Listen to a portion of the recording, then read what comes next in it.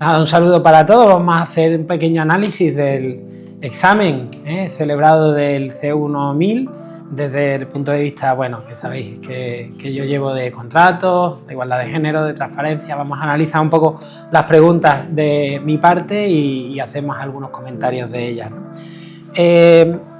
Podemos empezar por la pregunta número 8 de igualdad de género. Esta es una pregunta clásica, esta yo siempre os insisto mucho en la necesidad de que esta la dominéis, ¿quién aprueba el plan estratégico? Que es el Consejo de Gobierno, evidentemente, igual que el plan de sensibilización contra la violencia y las temporalidades, ¿no? Esa es una pregunta clásica, ¿no? Luego la pregunta 10 ya de contratos lo han puesto salteado en vez de poner la Junta. Bueno, eso no tiene mayor importancia. Esta es también una pregunta que ha caído muchas veces. Los contratos de adquisición de programas de ordenador a medida pues son de servicios, y cuando son programas ya estandarizados, ¿no? Si quieres comprar paquete de Microsoft Office, pues entonces será un suministro, ¿no? Luego, en la pregunta 12 es de igualdad, ¿no? Pero yo creo que de las preguntas más fáciles, ¿no? Esta justifica, muchos alumnos se quejan de que les obligamos a aprenderse determinados artículos de memoria. Bueno, pues esta pregunta 12 yo creo que es clara, ¿no? Que o te sabes de memoria el artículo, no vale con saber lo que dice, sino exactamente la textualidad, pero es una pregunta también bastante fácil. Nos vamos, si queréis, a la pregunta 20, volvemos a ley de contrato. Y el plazo de los contratos menores también una pregunta habitual, ¿no? De menores, tanto las cuantías como que no pueden tener duración superior a un año ni ser objeto de prórroga, pregunta que se hace constantemente y que debéis dominar, ¿no? La 23 también de contratos. Ha habido alguna duda porque, sabéis, nos hace referencia a que la solvencia técnica en los contratos de obra se puede acreditar con las obras ejecutadas en el curso de los y las reglas generales en los 5 últimos años. Es cierto que recientemente hubo una modificación de la ley de contratos que en determinados subgrupos de clasificación se permitiría las obras de los últimos 10 años. Pero claro, eso en una pregunta tan genérica como esta, a mí no me cabe duda, ¿no? Por más que algunos me hayáis hecho referencia a eso, que son las obras de los últimos 5 años, igual que los suministros y servicios, se acreditan por los realizados en los últimos 3 años, ¿vale? Eso es una cosa que también han preguntado más de una vez y hay que dominar, ¿no? Porque además sabéis que eso, a lo largo de la ley de contratos, después de la gran crisis de 2008, efectivamente se subió a los 10 años, porque bueno, muchas empresas españolas perdían la solvencia porque llevaban 5 años sin hacer un determinado tipo de obra, y se subió, pero fue transitorio y luego volvió a lo habitual, ¿no?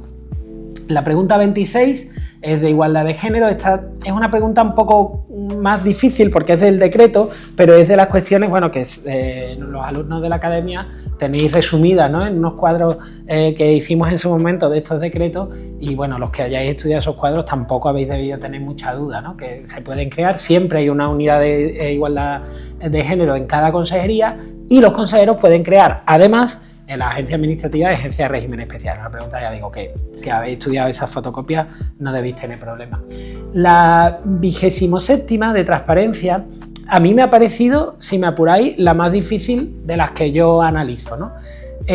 Ciertamente, la ley de transparencia cada vez yo creo que va a tener más peso, está cogiéndolo en los temarios y lo está cogiendo en los exámenes. Y ciertamente es una pregunta compleja porque además, al referirse a entidades locales, siempre en este tipo de leyes nos centramos, como es lógico, en lo que se refiere a la administración de la Junta de Andalucía, y esta, al hablar de entidades locales, a mí ya digo que me ha resultado quizá la más compleja de mi parte. Luego tenemos la 32, volvemos a contrato. Esta es una pregunta muy fácil, de la solvencia, de la capacidad de obrar de las personas jurídicas. Una pregunta que cualquiera que haya estudiado un poco la ley de contratos debería sacar sin ningún problema. Pregunta además también bastante habitual. Nos vamos a la 40, volvemos a ley de contrato. Es una pregunta, no la habían hecho nunca, es una pregunta un poquito perdidilla, ¿no? Pero bueno, en la parte en el título segundo del libro primero, partes en el contrato, cuando habla del perfil del contratante, aclara esto, ¿no? Que toda la información tiene que estar al menos 5 años, una cifra que ya digo, por ejemplo, esta en la fotocopia de plazo es de las que no está incluida y ciertamente esta pregunta es un poco chocantita, podríamos decir, ¿no? Nos vamos a la 46, vamos a patrimonio. Bueno, es una pregunta que a mí me ha sorprendido,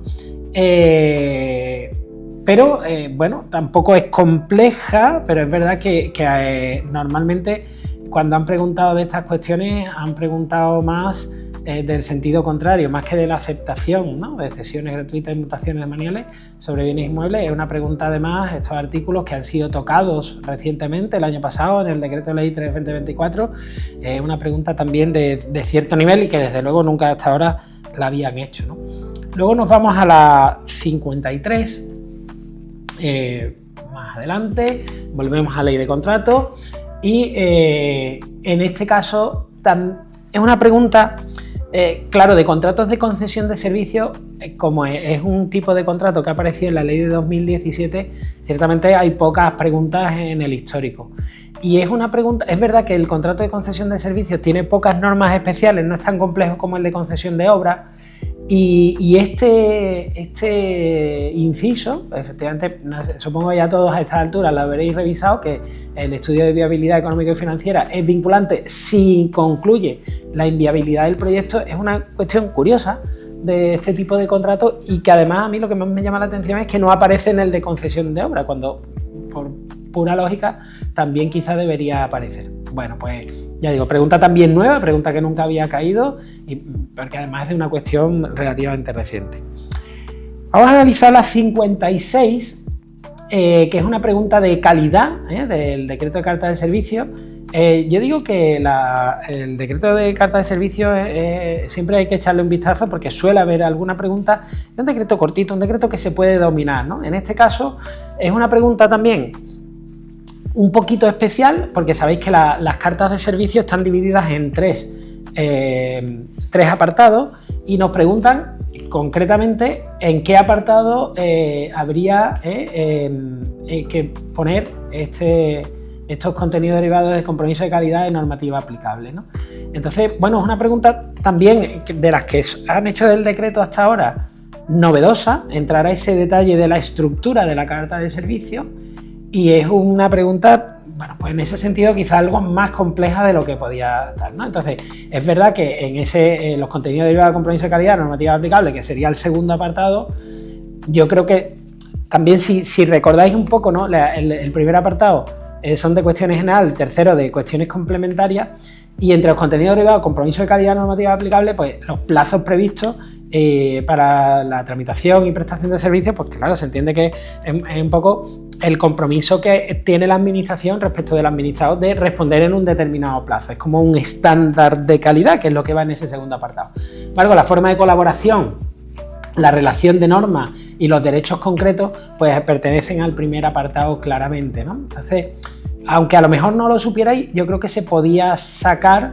si conocíais la estructura de las cartas de servicios, que al menos eso sí deberíais saberlo. Y bueno, en adelante pues también tenemos que tomar nota, ¿no?, de que ya el contenido de esa estructura también habrá que echarle un vistazo. Vamos concluyendo, tenemos la 58 otra vez de contrato. Y bueno, yo creo que esta también es muy fácil, ¿no?, que en el precio se entiende incluido el IVA como partida independiente. La respuesta correcta es claramente la alfa, y luego las demás es que son descartables porque no lo habéis podido leer en la vida, ¿no? Lo de que se entiende incluido el valor añadido, el impuesto de sociedades, eso es que no os podía sonar porque eso no aparece en la ley en ningún lado, ¿no? Dice, no se entenderá incluido en ningún caso el importe a abonar en el IVA. La respuesta es Charlie. ¿Eso cómo puede ser?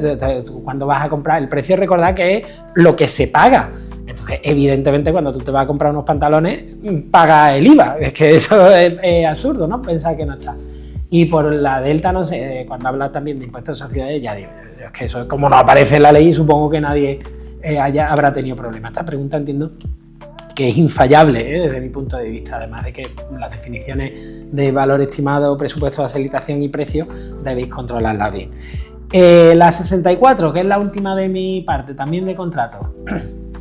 Esta es una pregunta muy fácil, las normas de la tramitación de urgencia y de emergencia, y que hay un plazo de un mes, que en el caso de que se exceda En el procedimiento de urgencia, simplemente la ley dice que ya está, que hay que volver a empezar, y en el de emergencia, este inciso es de que en la respuesta correcta a la Charlie, la contratación de dichas prestaciones requerirá la tramitación de un procedimiento ordinario, ¿no? Yo siempre le digo a los alumnos que como que se cierra la posibilidad de cualquier tramitación ordinaria, sea esta de urgencia o de emergencia. Luego tenemos el caso práctico, ¿no?, de contratos. Vamos a echarle un vistacillo. En el caso práctico de contrato, que sería este que empieza con doña Julia, ¿no? A ver si yo lo encuentro aquí.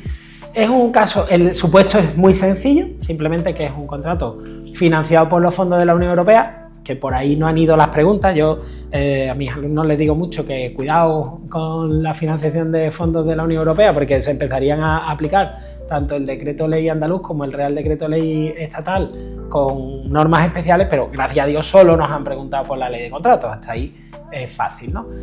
Un suministro, dice instalación, bueno, se entiende que es un suministro de una serie de cuestiones. El valor estimado dicen que es 220.000 euros. A falta de otras cuestiones, debemos entender que será también presupuesto de licitación sin IVA, aunque eso no queda aclarado, pero bueno, si no hay prórroga, no hay modificación prevista y no es un contrato de concesión, en principio debe entenderse que es presupuesto de licitación sin IVA, ¿no?, y un procedimiento abierto. La primera pregunta, es verdad que es una pregunta difícil. Yo reconozco que esta, porque la disposición adicional 48ª evidentemente no es de las cuestiones que estudiemos más de la ley de contrato. Bueno, es verdad que si vais a la disposición adicional y a la ley, supongo que no tenéis duda. La cosa era conocer esa disposición. Yo, no obstante, teniendo en cuenta el tipo de contrato que es, un suministro de unas baterías, hombre, pues parece que efectivamente esa reserva para entidades sin ánimo de lucro o sociedades laborales, cooperativas, no parece que pueda proceder. Así que, tirando un poco de lógica, lo que pasa es que es difícil arriesgar, ¿no? Y en esta imagen el supuesto práctico, pero tirando de lógica parecía claro la alfa, ¿no? Luego la 96, ¿no? Hay aquí una cuestión de sostenibilidad y a tenor del artículo 1.3, el artículo 1.3 nos está hablando de las cuestiones de contratación estratégica, y sabéis que más adelante incluso la ley obliga a que se introduzca algún criterio de carácter social, medioambiental o de innovación, ¿no? Y en este caso un criterio de sostenibilidad pues debe incluirse, ¿no? Yo tengo que reconocer que cuando la hice no la fallé, entendí que era esa, me hizo dudar, pero bueno, como nos cita precisamente el artículo 1.3, que dice que hay que incluir, cuando guarde en relación con el objeto de contrato, criterios de sostenibilidad, pues está claro, ¿no? La 97, pregunta también un poco chocante, ¿no? Yo supongo que no la habéis fallado, porque por pura lógica, ¿no? Hay que indicarse esto de las decisiones de los lotes, hay que indicar cuando no se va a permitir que se adjudiquen todos los lotes al mismo licitador, pues tienen que decirse en el pliego y en el anuncio, pues para que el que lea el anuncio sepa a qué se está exponiendo, ¿no? Luego la pregunta 98, me han llegado un par de correos solicitando aclaración. Yo no veo aclaración posible. Si no citara específicamente el artículo 67.1 de la ley, que dice claramente que las empresas de fuera de España, de la Unión Europea, tendrán capacidad de obrar de acuerdo a la legislación de su país de procedencia, yo es que no veo. Alguno me ha dicho, no, en todo caso. Bueno, como que en todo caso, ¿no? Si no cumple la normativa belga, no se le puede admitir, no tiene capacidad de contratar, con lo cual yo no, de verdad que los que me habéis escrito habéis puesto, oye, yo es que creía que en todo caso, y me crea duda, de verdad que no sé qué contestaros, porque yo no veo duda ninguna. Yo veo, incluso, insisto, si no estuviera citado el 67.1, yo la veo clara. Citado el 67.1, para mí la pregunta es inimpugnable, no hay ningún tipo de alegación posible. Y luego tenemos las preguntas 99 y 100, ¿no? Yo sé que a muchos de mis alumnos, que seáis más de letras que de ciencias, en cuanto aparecen números ya os echáis a temblar, ¿no? Bueno, es verdad que son preguntas que no están bien planteadas. no están bien planteadas porque la modificación sería sobre el precio, que aquí no lo tenemos. Yo he dicho antes que tenemos el valor estimado y supuestamente el presupuesto de parcialización sin IVA, pero las cuantías de modificación se calculan sobre el precio, que aquí carecemos. Yo cuando vi las preguntas, lo primero que hice es que volví al caso práctico y digo, pues no he visto el precio, a buscarlo.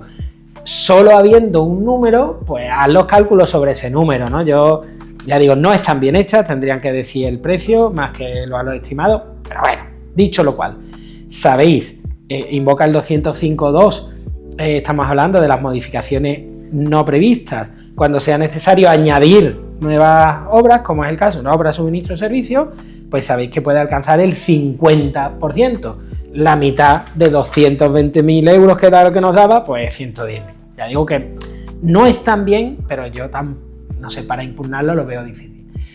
Y luego el 206.1, ¿cuál es la cuantía máxima para que sea obligatoria? Recordáis que la obligatoriedad de la modificación para el contratista solo llega hasta el 20% del precio. El 20% de 220.000 es un poco más complejo, pero bueno, el 10% son 22.000, que es quitar un cero. Si lo multiplico por 2 para tener el 20%, pues son los 44.000 euros, ¿no? Que era la respuesta correcta. Ya digo que estas las veo un poco más débiles, pero difícilmente impugnables. Mi comentario de las preguntas de reserva de contratos, ¿vale? Que son las 156 y 157, que invocan la subasta electrónica, es que están puestas para que no impugnéis preguntas, ¿vale? Porque ciertamente estas me parecen muy difíciles, ¿eh? Estas yo tengo que reconocer que no las sabía, o sea, que cuando lo vi no sabía la respuesta correcta, porque es verdad que la subasta electrónica no está siendo usada, por lo menos que yo tenga conocimiento, no está siendo usada por la administración de la Junta, ni siquiera las entidades locales de Andalucía. No sé si tiene ni siquiera el sistema informático que la soportaría, y ciertamente, vamos, para mí son muy complejas, ¿eh? Dos cosas que os reconozco que ni siquiera conocía en profundidad, ¿no? Que yo de la subasta electrónica todavía lo que tengo son ideas muy generales. Bueno, pues este es el análisis que os puedo hacer. Creo que la parte teórica era muy asequible, la parte práctica algo más compleja. Desde luego se debería probar un número razonable de respuestas del caso práctico, creo que son más que fáciles de sacar, no así las de reserva, que ya digo, mi análisis es que están puestas con toda la mala intención para que no os penséis mucho si hacer alegaciones, porque no tendréis bien contestado seguramente esas. Nada más, un saludo para todos. Maravilla.